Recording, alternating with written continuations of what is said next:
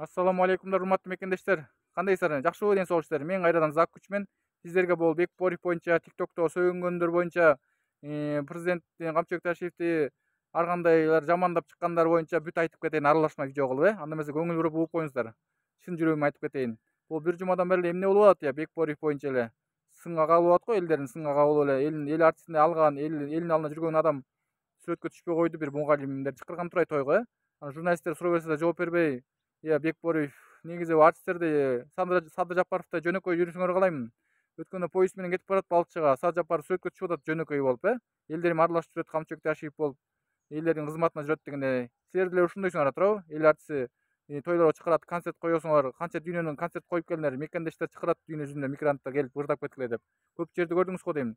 Сыймык Бейшекеев деле, Нурдөлөт Копоев, Съездбек Сканалиев, Темир Назаров, Добурлордой жөнөкөй жүрүңүз мындан кийин, Садыр Кожоевич Камчыбек Ташиевди сүрөткө түшүп, видеого сүйлөп, жакшы сөздөрдү сүйлөп, мындай тияк бияк деп моюн көтөрүп, көпкөн болбойт экен да, элдерге жакпай калат экенсиң бир замат деле. Мен негизи жаман сүйлөбөй, жакшы эле сөздөрүн сүйлөп кетейин дедим.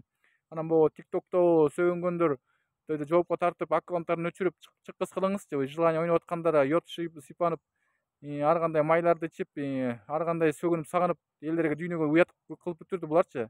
TikTokто өчүрсөңөр деле бул менен кирип атышат, болбой эле адат калбайт экен.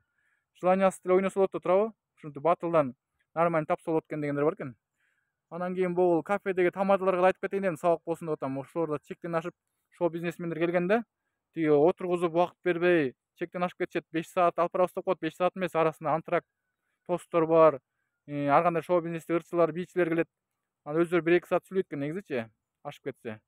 Анан кийин жөнөкөй болуңуздар, шоу бизнестегилер деле силердей эле иштеп тапкысы келет өзүнүн таланты мененчи, тамадаларга айтып кетейин дедим, сабак болсун деп. Анан могу Садыр Кожоевич Камчыбек Ташиевди жамандап аткан жанакындай эмелер бар го, жамандап, анан кийин жакшы деп атса да жакпай кошоматчылар, ошолор боюнча да ошолорду жоопко тартып, экинчи чыккыс кылып, прослушкага коюп, аккаунттарын өчүрүп дегендей. Бул комменттерге жазып аткандарбы, жамандап, ошолорду да тартипке салыңыздар. Апыш эле чектен ашып кетти булардын баарычы. Анан кийин мындан кийин жөнөкөй жүрүңүздөр. Кафеде ырдасаңар дагы, жанакындай тойлордо, кафелерде жайнап кетти. Ошолорду азайтыш керек деп да чыкты эле бир жылдар, азайбай эле кайра көбөйүп атат го, өздөрүң билип эле. Чет мамлекетте иштеп жүргөн мигранттар деле канча жылдан бери жүрүшөт, иштеп бутума турам, үй алам, машина алам, бизнес ачам деп. Бияка деле жумуштар ачылып атат, Кыргызстан өнүгүп атат дегендей. Ошон үчүн Кыргызстан мекендештер келгиле, унутпай, биякта туулган жериңер топурак алтын дейт. Келиңиздер, биякта кыргыздар күтүп атат дегендей.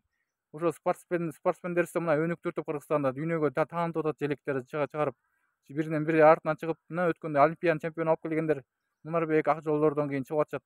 Мээрим Жуманазаровалардан кийинки жаштар чыгып, биз дагы ушинтип дүйнөнү сапырып келеличи депчи.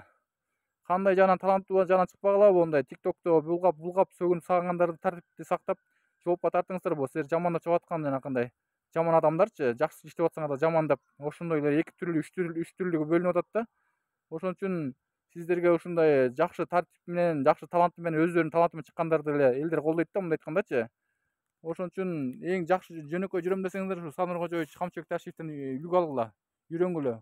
Артисттердин арасында деле, актёрдун арасында да, ар кандай артисттердин арасында деле бар жакшы сүйлөп, жаман сүйлөп. Даже могу милициялар деле жакшысы бар, жаманы бар, 5 кол тең эмес туурабы? Мен деле башыман өттүр 6,5 жылдан бери канча деген 7 миллион кишинин элегинен өттүм дегендей. Ошон үчүн бирибизди жамандабай эле, жаман жагын чукубай, жакшы жактарын барктайлык да, жакшы жактарын мактап. Анан жанакындай өздөрүн бирдеме сүйлөп эле, ушакташып эле чыгарган сөздөрдүн баарын тең интернеттен токтотуңуздар. Жөнүнө хайп кармай бергендердичи. Ошон үчүн монтип сүрөткө түшкөндө, видеого сүйлөгөндө жөнөкөй жүрүңүз. Бекборев силерге да ушу сабак болсун дедим.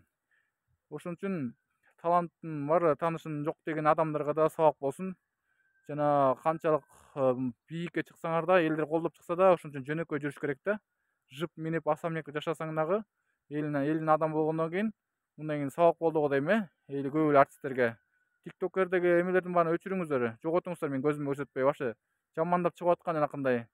Ар кандай эмелер силер жакшы деп атсаңар да, силерди бузуклап бөлүп аткандар болбойт андай. Президент болду, өмүр бою 7-чи президент болбойт, өмүр бою калат деген ниеттебиз буюрса, элдин баары колдоп атышат. Анан бул артисттерди да чектен ашпай, тартипти сактап жакшы жүрүңүздөр.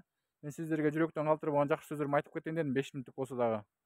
Ошо мен сиздерге Зак Күчмен, дагы буюрса жакшы видеолор чыгарып турабыз. Дагы чыдамсыз менен күтүп туруңуздар. Аралашма негативге жооп берген, мондай президент жөнүндө мактап турган ырлардан чыгарып турабыз деген. Саламаттаңыздар. Мен Зак Күчмен.